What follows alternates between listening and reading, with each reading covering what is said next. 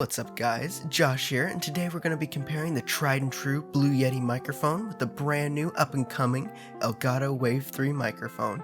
Let's get started.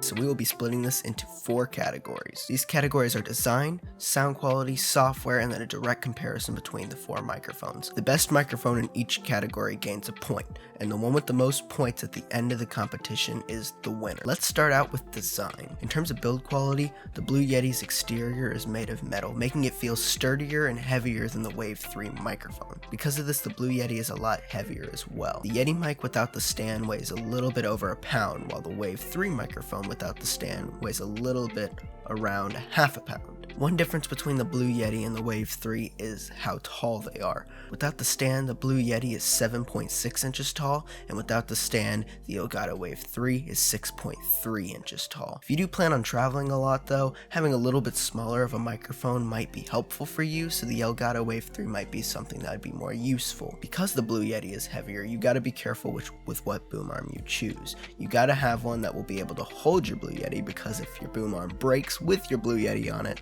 that would hurt a lot financially. Heavier mics need stronger boom arms, but lighter microphones need to be heavy enough to fit on your boom arm of choice, so be extra careful for that when you're trying to pick out your boom arm. Now, let's talk about connection. The Blue Yeti uses the old mini USB connector, while the Elgato Wave 3 uses the newer USB-C connectors, which is awesome. Both microphones also give you the choice to use headphone jack for pass-through, so you can get low latency sounds, which is pretty cool as well. Normally I don't use the headphone jack for that low latency besides testing, because I can use Voicemeeter and OBS to play that back through to me anyway, and having it at low latency really doesn't matter to me while I'm streaming. Now, onto buttons. The Blue Yeti has 3 dials, each having one different function. The dial on the front is the monitoring volume, and the 2 dials on the back are both the gain volume, which adjusts how much sound your microphone picks up, and then the polar pattern dial, which chooses what kind of sound your microphone receives. During my testing, I only made use of the cardioid pattern because as a streamer and content creator, I only need to speak directly into my mic. I don't need any of the other polar patterns that they provide, so I only tested out cardioid. One of my biggest complaints about the Blue Yeti knob layout is that the gain knob is located on the back of the microphone. For some people that won't be too much of a problem, but for myself, I found myself bumping the mic trying to change the gain, and that's something I don't really like to happen when I'm live on a stream. Unlike the Blue Yeti, which has 3 knobs, the Elgato Wave 1 only has 1 knob that controls 3 different modes. To change the modes, all you have to do is press down on the knob and turn the knob to change it to whatever value you'd like. The 3 modes that you can change between are the input gain, the pass-through headphone value, and the microphone/PC crossover volume ratio. Instead of getting a physical button to mute your microphone, you actually get a haptic button here on the top that all you have to do is very gently tap and it'll instantly mute. At first I was concerned about this because anything that's like haptic like that, I'd be afraid you could hear the sound where you were touching directly on the microphone, but to my surprise, it actually doesn't make very much sound at all when you go to hit mute. While the Blue Yeti microphone feels sturdier and more professional, the gain knob is annoying to reach and it's very hard to mess around with while you're playing video games. This is a problem that the Wave 3 doesn't have. However, the mic feels very cheap and very flimsy compared to the Blue Yeti microphone, so I'm going to be giving the point for design to the Blue Yeti. Also, if you guys are enjoying the video so far, a like and a subscription would be super helpful. Anyways, back to the video. Now that we've discussed the build quality, it's time to talk about the sound quality. Before we continue though, it is worth noting that the Blue Yeti microphone came out in 2009.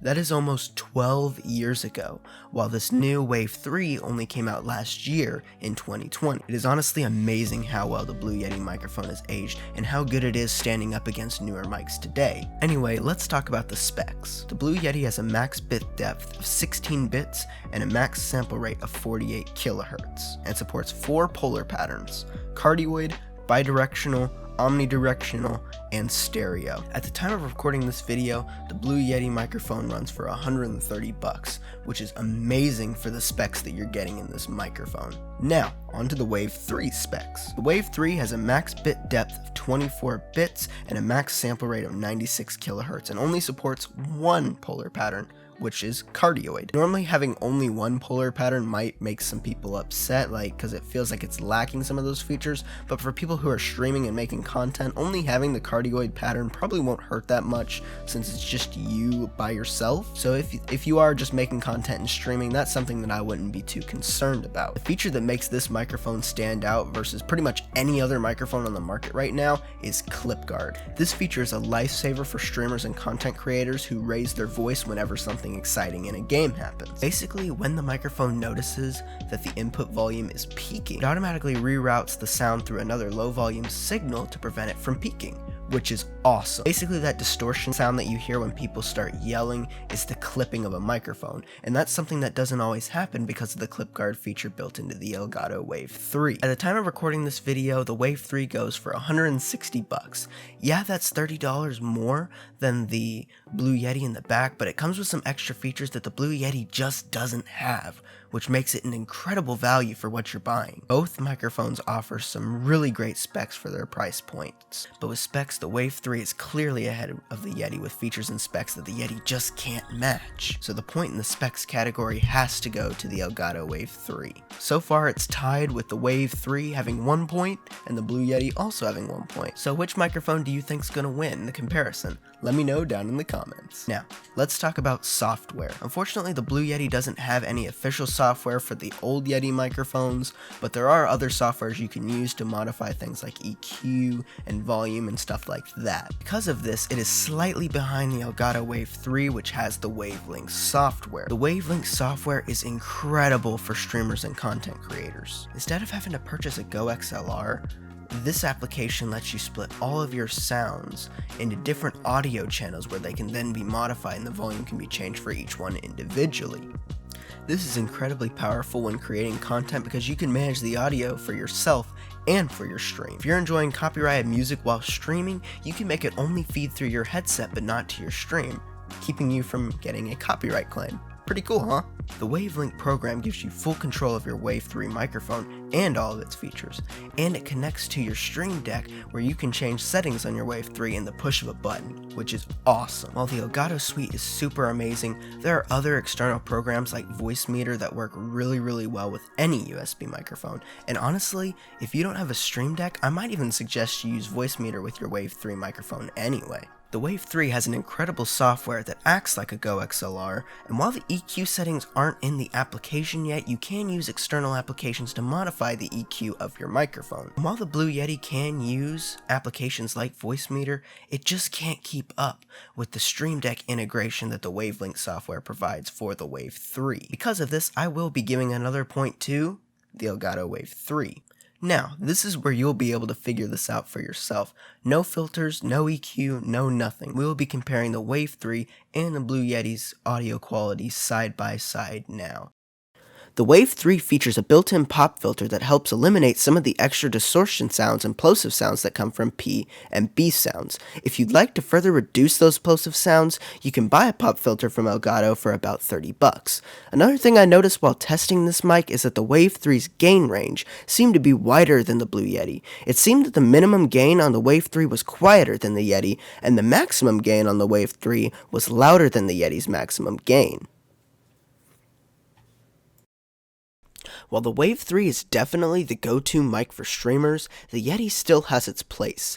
The Yeti sounds a little more bassy and makes more voices sound slightly deeper, and with the 4 polar patterns to choose from, it can be helpful for interview-style videos or podcasts featuring 2 people. Due to the Yeti's lack of a built-in pop filter, you will have to make sure to pick one up, or the P and B sounds may cause your audio to peak. While I'd suggest you get a pop filter for the Wave 3 as well, it's a must for the Yeti since it doesn't have any pop filter at all. Pop filters as well as muffs can also help protect your microphone from spit while talking, so your microphone can stay in tip-top condition for a long time.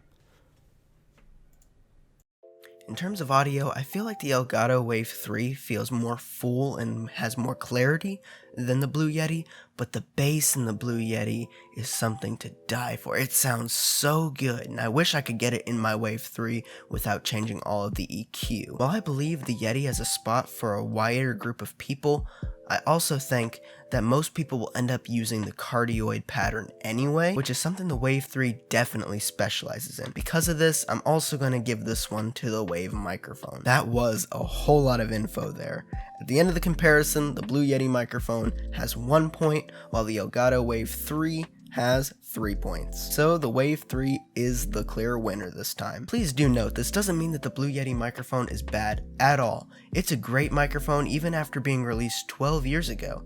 I still think it's an amazing microphone and it's aged so well. But compared to the Elgato Wave 3, it just doesn't have those extra features that streamers and creators could find really helpful. If you're still wanting to save that extra money, I'd consider looking into the Elgato Wave 1, which is the lower end model of the Elgato Wave 3. It runs at the same price as the Blue Yeti, but has the built-in pop filter, clip guard, and a bunch of features that are exclusive to the Wave lineup. Once again, super special thanks to my friend PK Yeet for loaning me this microphone and letting me test it out today. If you want to see some of the cool gaming content he makes, the link to his channel will be in the description. Hopefully you did find this video helpful today though, so if you did, make sure to leave a like and subscribe to the channel, and I'd appreciate it a whole lot. I hope you all have a great rest of your day, and I will see you all in the next one. Peace.